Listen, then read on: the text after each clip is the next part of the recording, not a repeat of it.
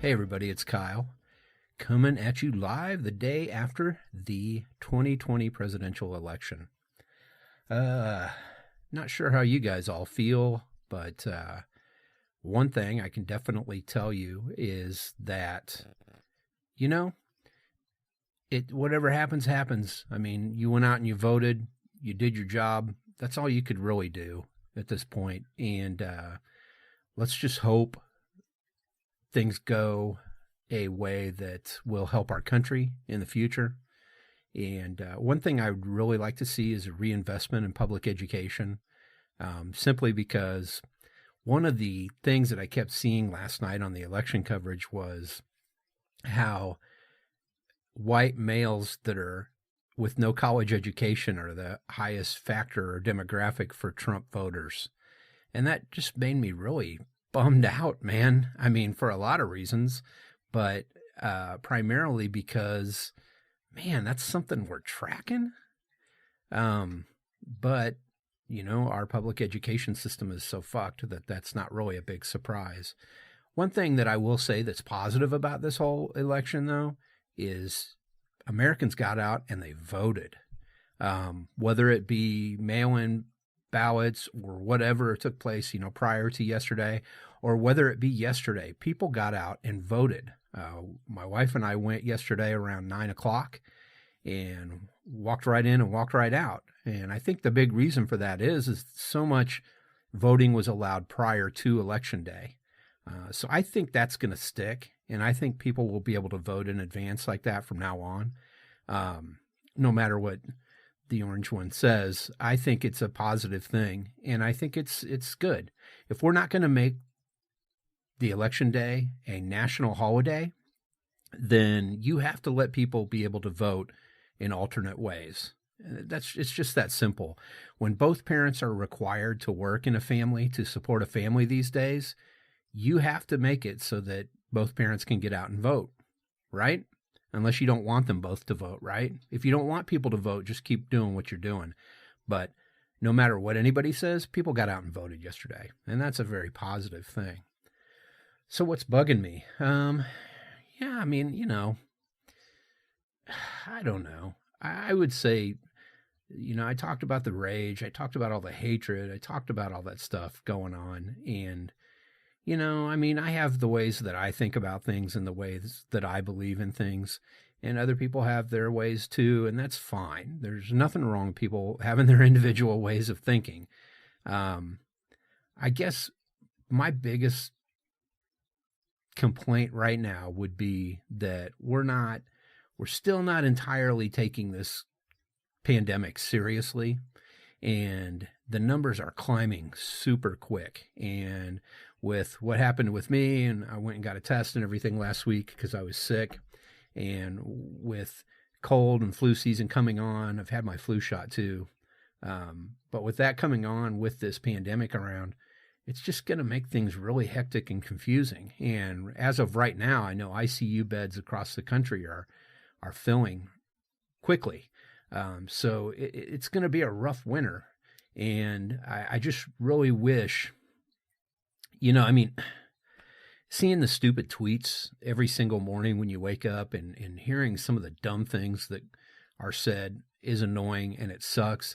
But at least if we follow the scientists and what they have to say and their solutions that they're coming up with, because this is a totally new thing. They don't know exactly how to handle this. They can only guesstimate based upon history and upon numbers. That's how science works. But if we were to follow the scientists and go by what they say, I think we would be doing a lot better. And so it's kind of a bummer to see that. And it really gets on my nerves when I hear fire Fauci, fire Fauci, fire Fauci at a stupid Trump event. And I don't know, man. It just reminds me of, I've been watching these old horror films. It reminds me of the people trying to burn down the windmill when the Frankenstein monster is inside of it. It's really that stupid, It's a witch hunt. It's garbage. Dr. Fauci is a well-educated man who has been working in this venue for quite a long time. He knows what the hell he's talking about. and he's really our best hope. And I don't give a shit what anybody else says about it. He knows what he's doing, and he's trying to do what's best for Americans and for citizens. It's really that simple. It's nothing to argue about. It's that fucking easy. He's not a Democrat. He's not a Republican. He's a doctor. Okay? So this bullshit where now we're going from, aligning ourselves with religion in certain political parties. Now we're aligning ourselves for or against science. And the way they're doing it is they're bringing in doctors like there's a doctor over in Kansas that won for governor, I believe. Marshall. I can't remember his last name. Roger Marshall. But anyway, he beat Barbara Bollier. She's a doctor, and he's a doctor also. Now, he's a doctor that's maybe a little more opportunistic and has taken advantage of making money off of being a doctor.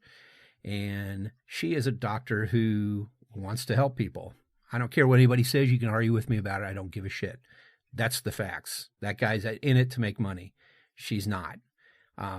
So, when I see things like that going on, and now I see this alignment with medicine, and it's just going to fuck up everything, man. To me, when politics aligned itself with religion, that was horrifying. And, a lot of people don't know this, but go check it out.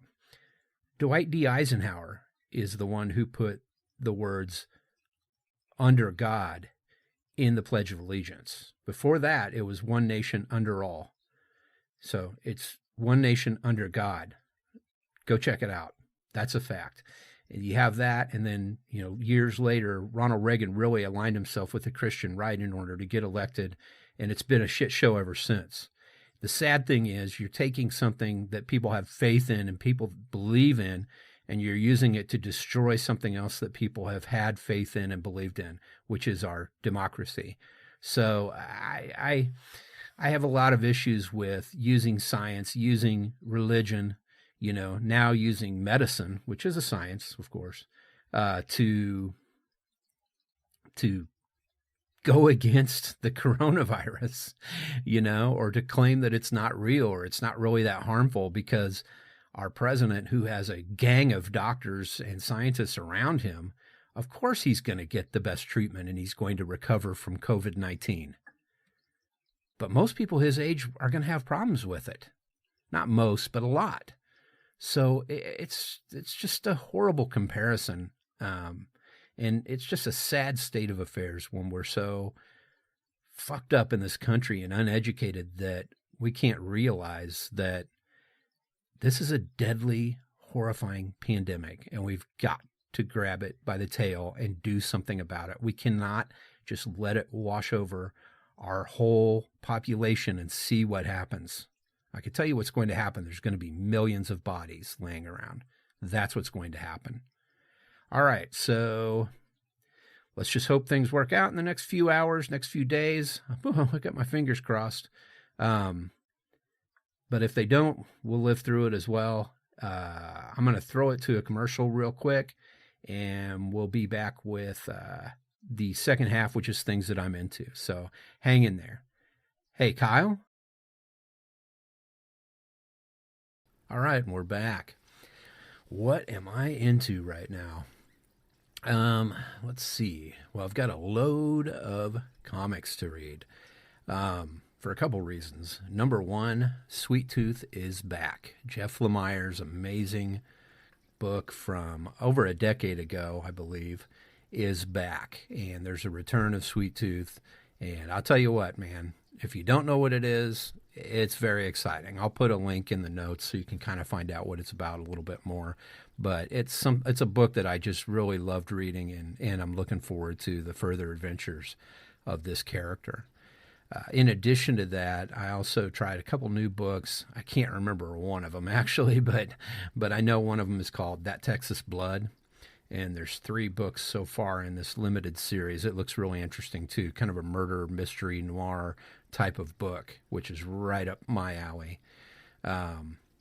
Let's see what that third one is. And I still have that Gideon Falls to read as well. I need to get on that and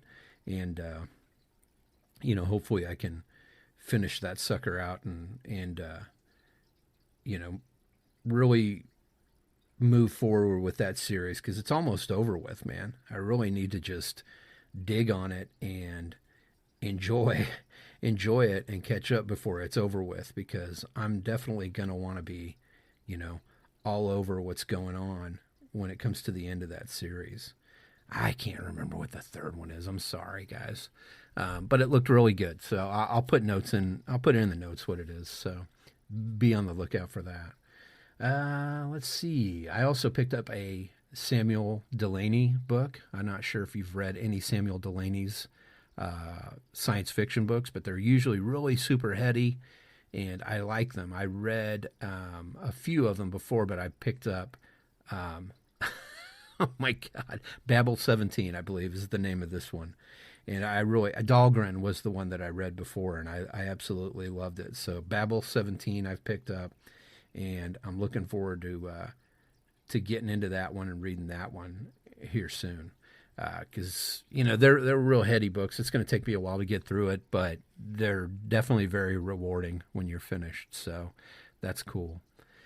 That's it on reading. On music, well, I did pick up ABBA Gold, which is the greatest hits of ABBA, for my wife mostly. She's a huge ABBA fan. My daughter loves them as well, but and I like their songs all right. I'm not a huge fan, but it's fun to dance around to while we're cooking and getting stuff ready in the kitchen. So picked that up, and she's loving that.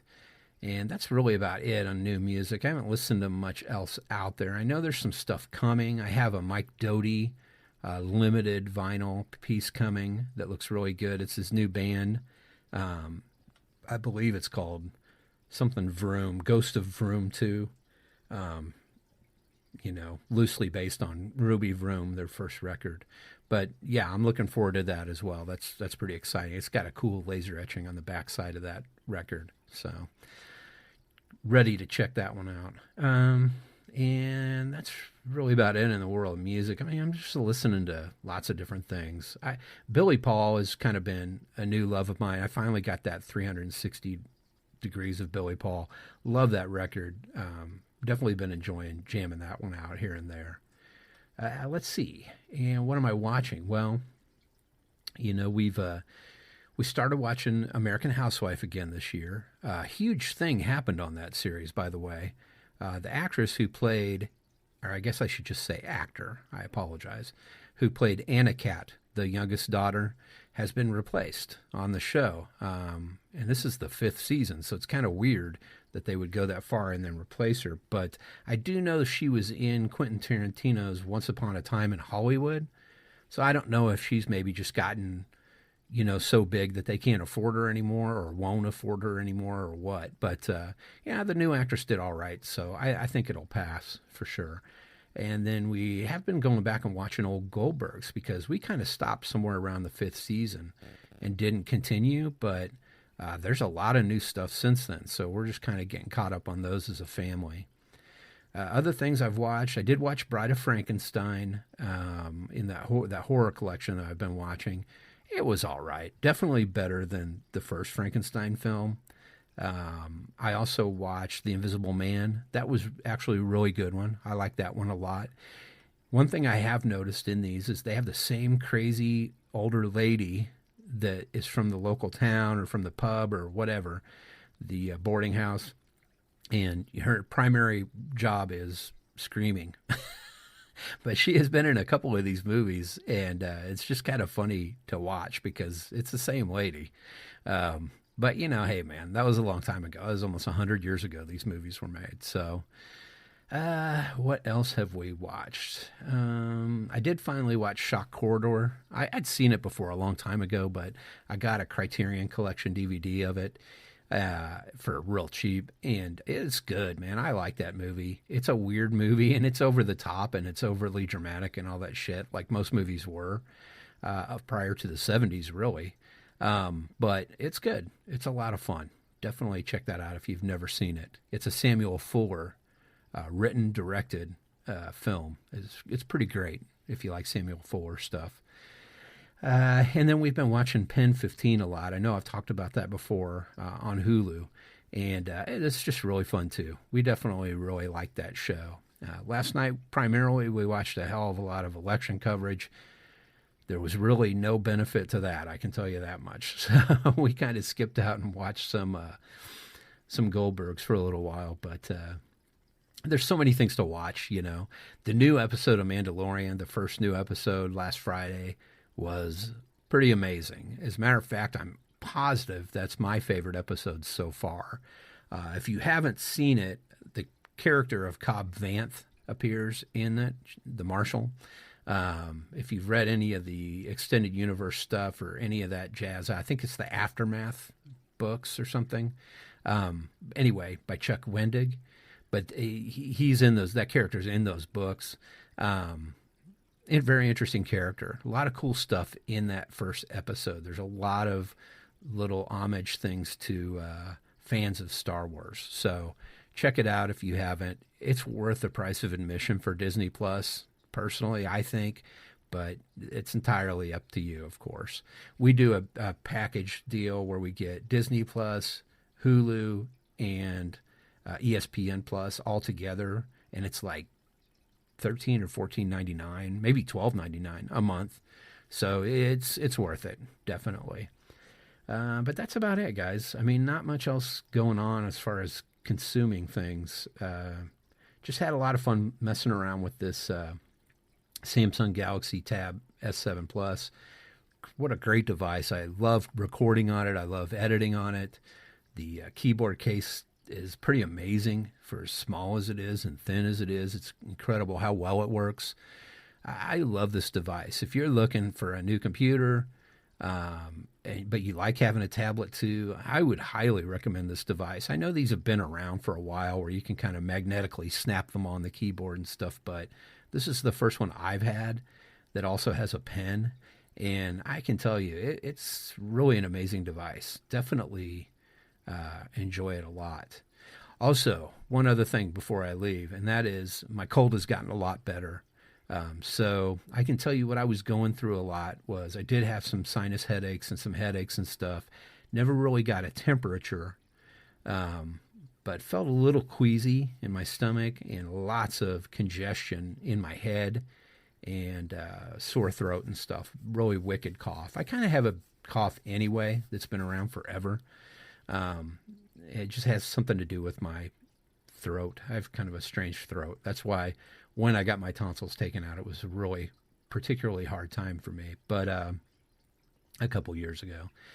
But regardless, those are the kind of things that I experienced and that I felt. But again, I never had a temperature, and I did feel like maybe I was starting to lose sense of taste just a little bit.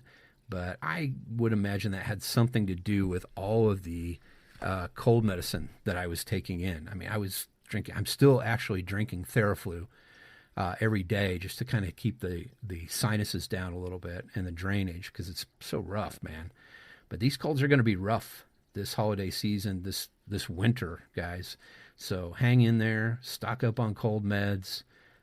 Hopefully, we can all get through this and come out on the other end, and things will be better starting in the spring and summer of next year. But anyway, that's about it. I got parent-teacher conferences today and tomorrow, a full evening of both. My daughter started a competitive swim team, so that's pretty exciting and interesting.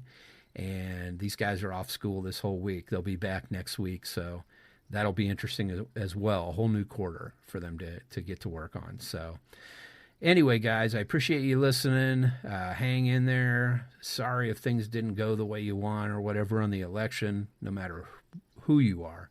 But just remember, your vote counts, and I appreciate you guys getting out there and voting. I know we made it a big priority for us, and I think that's a really positive thing to come out of this election, no matter what happens from here on out. So take it easy. I will catch you guys next week. Again, we're looking at December 12th to do another Hot Wings Challenge.